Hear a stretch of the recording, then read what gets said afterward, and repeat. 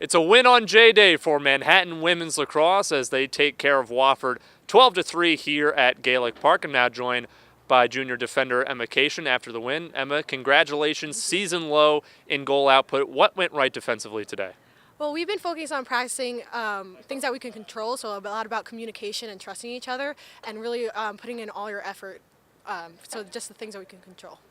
Last week, you allowed only 7 goals against Vermont. This time, you only allow 3. Why is this defense playing the best it has all year? I think the number one thing is trust. We're working on really trusting each other and taking chances and believing that someone has your back. That's the number one thing on defense. Offensively, I have to ask you about that because you did score your first career goal earlier in the year. You had a couple of cuts offensively in as well. Is that a game that you're trying to look to do more of, going coast to coast? It is something that we've tried to work. I do have some speed, which we are trying to use to our advantage, and just keeping the other teams on their toes and not letting them feel settled is, I think, something we could really use for our advantage. Clear percentage numbers have been off the charts this year. What's going right in that department? Trusting ourselves and knowing our own ability and knowing that you could beat someone is one thing that we've worked on a lot. Knowing that you have the speed, but also having confidence that you have someone behind you, that if you do get into trouble, you could always turn and someone always has your back is really important. Sarah Lang now joins me here on the Jasper Sports Network. Sarah, congratulations on the win. You scored 4 goals in this effort. What went right for the team offensively? I think today it was a really big team effort in the sense that everyone contributed, and I think that we connected both ends of the field defensively and offensively, and our draws were looking really good, so that was probably our most successful point.